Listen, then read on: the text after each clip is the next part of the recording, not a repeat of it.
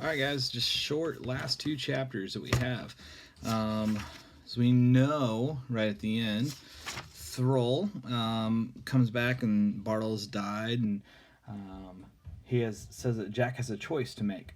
And the choice is he can have control of the zombies if he wants it. But he really doesn't know how or what that means. And so when he gets going with Thrall, Thrall has the tail whips to get the zombies going. They have this action, and he grabs it with that octopus arm or whatever, and starts to gain that power. And so he realizes that now he can gain that power from the tail.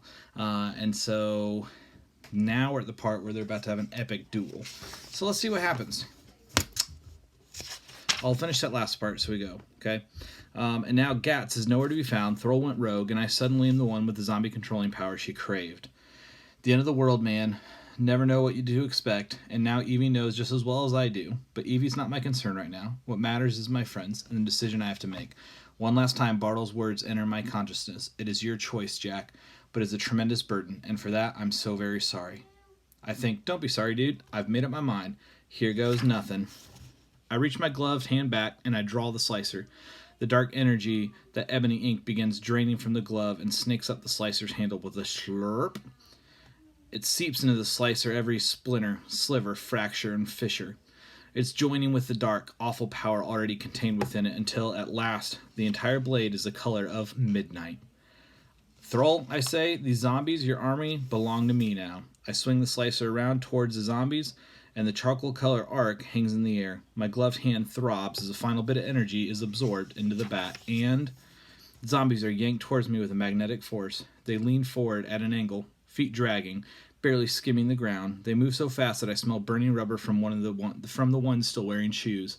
In half a second, all of them are gathered behind me. Thrall can only watch. The tip of his skeletal arm slowly gazes the ground. The arm lifts, and Thrall softly runs his hand over it. Thrall looks up, a cryptic smile on his face, and his hand continues to trace over the skeletal appendage. The action figure is embedded in it. This is so very far from over. The tower will be built, though I may enlist a different kind of army, he says. He taps the skeletal tail, then smiles. I suggest you get used to the sight of bones, Jack. He lifts his warhammer, sets it over his shoulder, and makes a medium dramatic exit. The skeletal arm drags behind him until he snaps it up. A few tiny bits of the remaining vine thingies gather around him, following him like gooey snails. My friends come closer, but I take a hesitant step back. Excuse us, close personal friends of the hero. Jack, I apologize for saying that you bootleg version of the Force. That was not a bootleg. Guys, please, I say, throwing my hand up all dramatic. I have changed. I'm different now. I'm no longer the Jack you know. I am more. I hoist the blade over my head. I must go now, I say. My face is somber. I must learn the limits of these powers. It is my quest and my quest alone. And where I go, you cannot follow. June's mouth hangs open. Quint is frozen. Dirk is silent. I hang my head for a moment, and then I lift it again. Gotcha right. I definitely got you. I see your faces. Oh, jeez, man. Jack, not funny, friend. I'm giggling so hard that I snort. Just messing with you. But yeah, that was legit crazy. I'm still me, though. If I ever hear anyone say that they're close personal friends of the hero again, I will flip. Good, June says. I like regular old Jack. Suddenly, Quint points. Jack, your hand. The glove. I hear scattered whispers among the monsters. Whoa, says Dirk. I lift my hand, twisting it, looking from all angles. The scrapping flesh has smoothed over. It crosses over that weird, tight, fleshy part between the thumb and the pointing finger, and then back around over my palm, where it was fused together. It's tight, but not uncomfortable. Still wet, still changing. It's not a glove anymore. It appears to be permanent. Quint's right. That thing ain't coming off. The power is mine, and the part of it is permanently. Sure, I was joking before, but I have changed. I don't think that there's any going back. My stomach gurgles. I suddenly want to barf. Did I make a mistake? My knees go wobbly, but then I feel a hand on my shoulder. It's June. Hey, Jack, she says. That weird hand thing of yours? You know what that means, right? No, I say quietly, and she grins. We can do fist bumps now. We can do the best fist bumps now, duder. In a flash, that pukey feeling is gone, and I think things are going to be okay. This warm-hearted sharing of humor makes Skelka's skin crawl. Skelka says, Skelka is leaving before it escalates into hugging. Monsters follow me. Pizza at Joe's.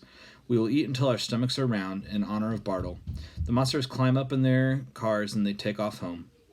Hold up, let me get this straight, Dirk says. After they're gone, June has a Leatherman multi-tool blaster on her arm. Thrall's got a whole skeleton whip arm. And now, Jack, you have this, and this sucker is a glove.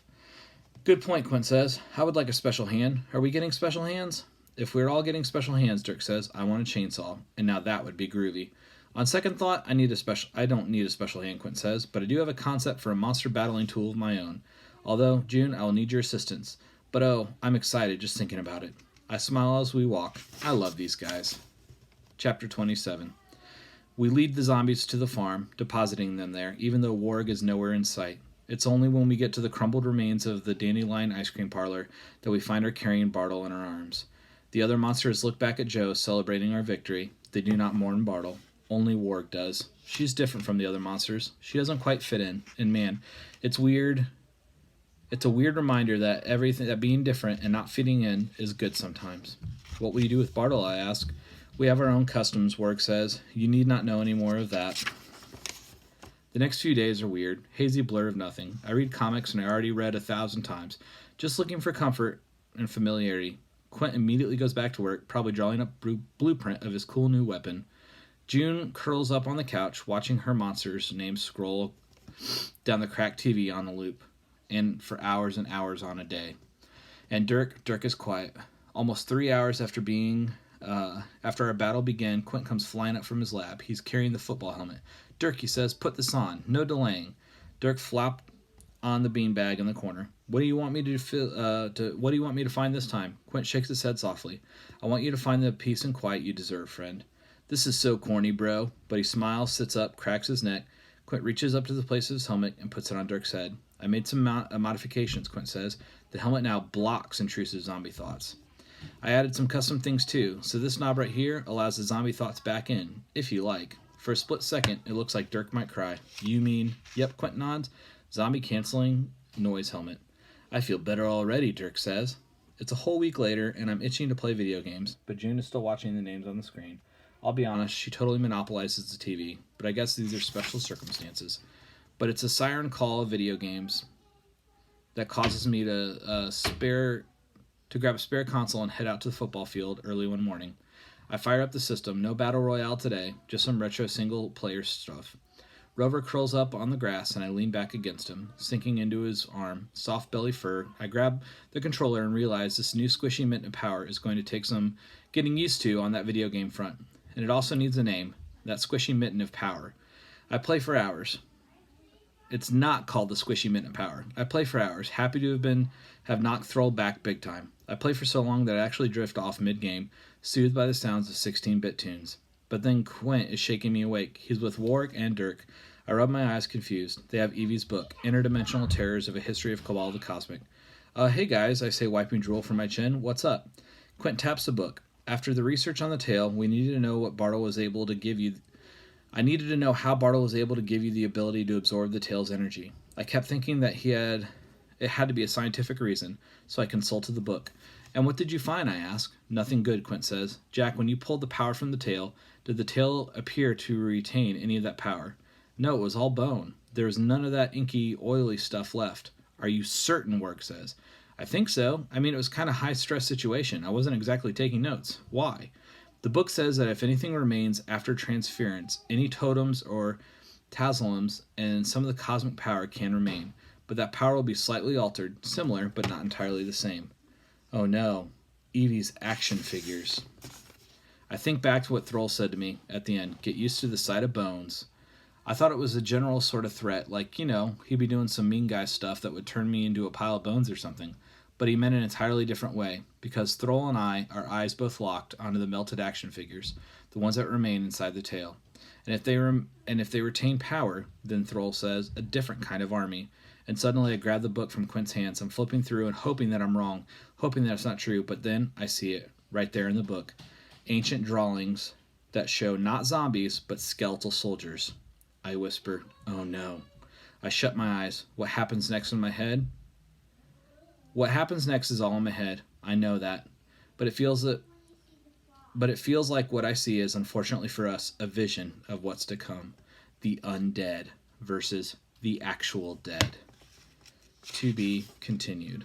So, Thrall now can control skeletons, and Jack can control zombies. So I think in the next book, there's going to be a monster war. It's going to be epic. However, that book's not out. Guys, we finished all 5 books this year.